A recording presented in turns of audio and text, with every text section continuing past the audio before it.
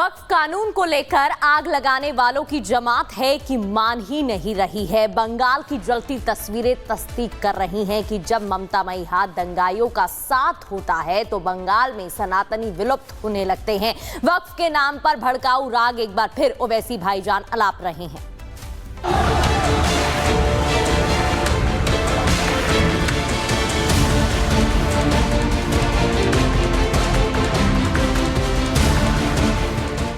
शहर शहर वक्फ कानून के खिलाफ भड़काऊ राग अलापा जा रहा है।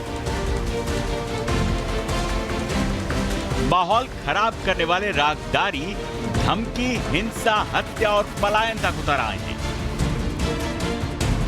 विभाजनकारी तकरीरें अब चुनौती और चेतावनी में तब्दील हो गई हैं। All India Muslim personal law board और भड़काऊ भाईजान के विरोध की चेतावनी माहौल खराब करने वाली आग को हवा देकर भड़का रही है। ओवैसी कानून को काला बता रहे हैं और बकरीद की तारीख तक विरोध करने का ऐलान कर रहे हैं। वक्फ अमेंडमेंट बिल 2025 के खिलाफ एक प्रोटेस्ट मीटिंग, पब्लिक मीटिंग रखी जा रही है और जिसकी सदारत all India Muslim personal law board के सदर मौलाना खालिद सैफुल्लाह रहमानी साहब करेंगे। वक्फ अमेंडमेंट बिल जो नरेंद्र मोदी ने लाया वो अनकॉन्स्टिट्यूशनल। वक्फ कानून बिल पर विरोध की चेतावनी ओवैसी ने दी तो वक्फ के नाम पर नफरत फैलाने वालों को चुनौती योगी आदित्यनाथ ने दी। जिस देश में वक्फ के नाम पर लाखों एकड़ लैंड कब्जे की गई है, उनके पास कोई कागज नहीं, कोई राजस्व रिकॉर्ड नहीं, और राजस्व रिकॉर्ड नहीं तो सभी को वापस लेने की कार्रवाई जब इस संशोधन विधेयक संसद में पारित हुआ है और अब इस पर कार्रवाई हो रही है तो इसके लिए हिंसा भड़काई जा रही है। वक्फ के नाम पर भी मौलानाओं की जमात दो खाड़ में बढ़ती नजर आती है। इसीलिए वो जो असली ईमान रखते हैं वो कह रहे हैं कि वक्फ के नाम पर हो हल्ला, चिल्लम चिल्ली, शोर शराबा वो कर रहे हैं जिनका वक्फ की जमीनों पर अवैध कब्जा है। अब जब पैसे हाथ से रेत की तरह फिसल रहा है तो दर्द पेट में हो रहा है और जुबान अनाप शनाप बोल रही है। क्योंकि यह वक्फ अमेंडमेंट का मामला चल रहा है, इसको लेकर मुसलमानों को, मुसलमान बच्चों को भड़काया जा रहा है और ये कहकर भड़काया जा रहा है कि तुम्हारी मस्जिदें छिन जाएंगी, तुम्हारे मदरसे छिन जाएंगे, तुम्हारा वोट राइट छिन जाएगा, तुम्हें कोई मुसलमान कहने के लिए नहीं बचेगा, ये देश हिंदू राष्ट्र बन जाएगा। तो उससे क्या है कि मुसलमान नौजवान जो है वो कहीं ना कहीं डरा हुआ, सहमा हुआ और सड़कों पर आकर इस तरह की बातें कर रहा है।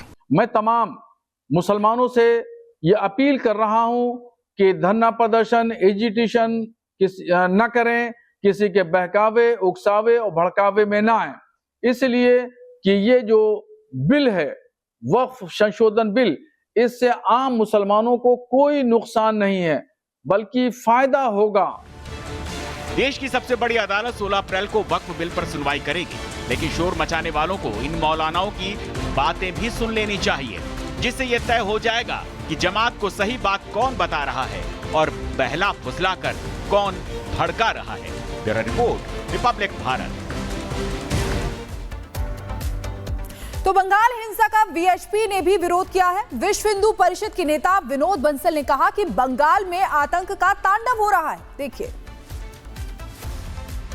सर, वक़्फ़ के बाद जिस तरीके से बंगाल में मुर्शिदाबाद होता है, हिस्सों में जिस तरीके से स्थिति देखने को मिल रही है, क्या कहेंगे? देखिए, मुर्शिदाबाद के माध्यम से बंगाल को बांग्लादेश बनाने की जो जिहादी करतूतें वहाँ देखने को मिल रही हैं, पिछले 5 दिन से लगातार जिस तरह से हिंसा और आगजनी और एक आतंक का जैसे तांडव वहाँ पर हो रहा है, और वहाँ देखिए कि जो इस्लामिक जिहादी तत्व हैं वो वहाँ के जो दलित समुदाय के वर्ग के लोग भी हैं, जिनको लोग अभी देश की राजनीति में बड़ा हाईलाइट किया जाता है। वैसे हम उसको कोई दलित और हिंदू कोई अलग नहीं है, हमारी भाई हैं, लेकिन उन पर हमला होता है तब भी चुप रहते हैं क्योंकि वो हमलावर जो है ना इस्लामिक जिहादी तत्व हैं।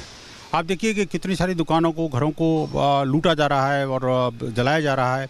क्या इसको प्रदर्शन बोलते हैं क्या? और किसके लिए प्रदर्शन कर रहे हो भाई?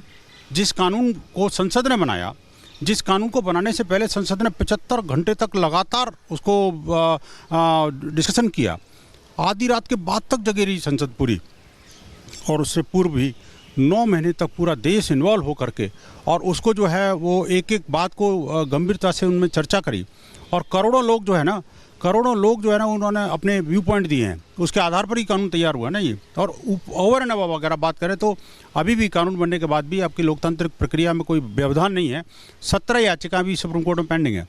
उस न तो ये संसद का सम्मान करते हैं, न न्याय व्यवस्था का सम्मान करते हैं, न माननीय सर्वोच्च न्यायालय के निर्णय का इंतजार करते हैं और प्रदर्शन के नाम पर हिंसा, आगजनी, लूटपाट कौन सी मसला इस्लाम की संस्कृति है भाई? वहाँ जाकर के हिंदुओं की दुकानों को, हिंदुओं के घरों को लूट रहे हैं, महिलाओं के साथ बदसलूकी कर रहे हैं, आगजनी कर रहे हैं, हिंसा कर रहे हैं। आखिरकार ये जो भारत का विपक्ष है सारे इंडियन अलायंस के जो लोग हैं वो आखिरकार इनको भड़का के वर्गला करके अपनी राजनीतिक रोटियां तो सेक सकते हैं, लेकिन जो बंगाल का जो शांतिपूर्ण माहौल है उसको जिस तरह से बर्बाद करने पे तुले हुए हैं इंक्लूडिंग वहाँ की राज्य सरकार, वो बेहद गंभीर है। आप कह रहे हैं कि बंगाल के शांतिपूर्ण माहौल को ख़राब करने की कोशिश की जा रही है। आज विश्व हिंदू परिषद बंगाल में जगह जगह प्रदर्शन कर रही है। आज देखिए कि इसी मुर्शिदाबाद और कई अन्य जगहों पर बंगाल में जिस तरह से हिंसा और आगजनी हुई है और हमारे भगवा झंडे को उतार करके इस्लामिक।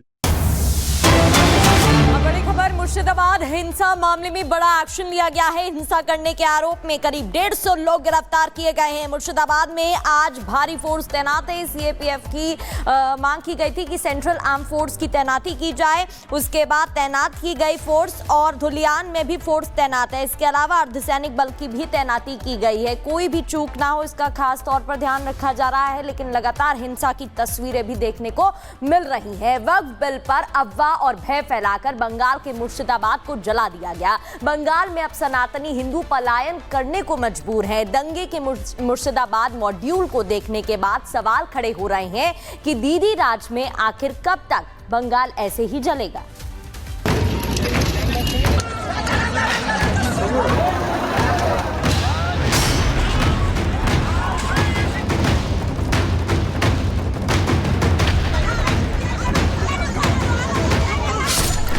सड़कों पर आग लगी,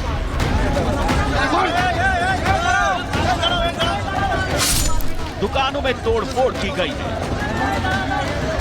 रास्ते सुनसान हैं, पब्लिक अफरा तफरी की शिकार है।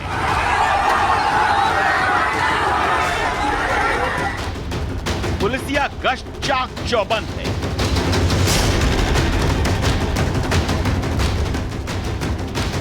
तस्वीरें किसी आपदा जैसी दिख रही हैं, लेकिन ये कोई प्राकृतिक आपदा नहीं बल्कि वक्फ के विरोध में रची गई सियासी आपदा है, जिसके निशाने पर है बंगाल की सुरक्षा, बंगाल की शांति और बंगाल की सनातनी जनता।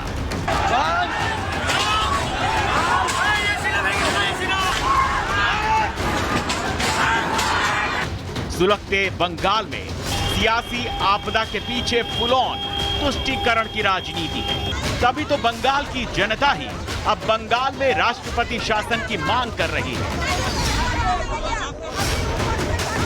हम लोग राष्ट्रपति शासन चाहते हैं। यहाँ अराजकता चलता है, यहाँ गुंडागर्दी चलता है। हर शुक्र जब भी कोई जुलूस होता है, शुक्रवार नमाज के बाद इधर आतंक फैलाना जाता है। हिंदू लोग है, इसको मारो, पीटो, लूटो, जो भी करो। हम लोग यहाँ चाहते हैं अगर शांत रहना है तो बीएसएफ कैंप एक परमानेंट रहना चाहिए। 4 घंटे तक यहाँ पर तांडव चला है और यहाँ पे पुलिस स्टेशन जस्ट 200 मीटर की दूरी में है। बंगाल की परिस्थिति को देखते हुए कोलकाता हाईकोर्ट को सुरक्षा को लेकर खुद निर्देश देने पड़ गए, लेकिन दीदी हैं कि मानती ही नहीं। दीदी कहती हैं बंगाल की पुलिस स्थिति नियंत्रण करने में सक्षम है, लेकिन अदालती आदेश ऐसा बिल्कुल नहीं मानता और अब बीएसएफ की कंपनियों को सुरक्षा में चप्पे चप्पे पर लगा दिया गया है, जिसके समर्थन में बंगाल की महिलाएं भी अपनी महिला मुख्यमंत्री को नसीहत दे रही हैं। को सुरक्षा चाहिए और कुछ नहीं चाहिए। हम लोग को दुकान तोड़ दिया है, आदमी को मार काट दिया है, ये सब तोड़ दिया है, ये सब चोरा के ले गया, लूटपाट करके ले गया सब कुछ। वोट बैंक की सियासी आपदा में मुर्शिदाबाद मॉड्यूल हिंदू संगठन और हिंदू संघ दोनों ही बंगाल में ममता सरकार को विफल बता रहे हैं। लूटपाट कौन सी मसला इस्लाम की संस्कृति है भाई? वहाँ जाकर के हिंदुओं की दुकानों को, हिंदुओं के घरों को लूट रहे हैं, महिलाओं के साथ बदसलूकी कर रहे हैं। सारे इंडियन अलायंस के जो लोग हैं वो आखिरकार इनको भड़का के वर्गला करके अपनी राजनीतिक रोटियां तो सेक सकते हैं, इंक्लूडिंग वहाँ की राज्य सरकार। वो बेहद गंभीर है। बांग्लादेश जैसा बंगाल में हो रहा है, वहाँ पे राष्ट्रपति का शासन लगना चाहिए। ममता जी के राज में गुंडागर्दी चल रहा है, हम साधु संत बड़े दुखी हैं। बंगाल के मुर्शिदाबाद में, शमशेरगंज, धुलियान में अतिरिक्त पुलिस बल की तैनाती कर दी गई है, जबकि 150 लोगों को हिंसा के आरोप में गिरफ्तार किया गया है। बंगाल हिंसा पर अब बीजेपी सवाल उठा रही है और पूछ रही है टीएमसी के सांसद यूसुफ पठान कहां पर हैं। बंगाल जल रहा है, ये चाय पी रहे हैं। बंगाल जल रहा है, हिंदू मारे जा रहे हैं, काटे जा रहे हैं, और यूसुफ पठान चाय में आनंद ढूंढ रहे हैं। ये है टीएमसी। वक्फ बिल के विरोध में जलते सुलगते बंगाल में हिंदू सनातनी लगातार असुरक्षित होते जा रहे हैं। ऐसे में ममता दीदी से हर कोई ऊंची आवाज में पूछ रहा है, दीदी बंगाल आखिर कब तक जलेगा? Bureau report, Republic Bharat.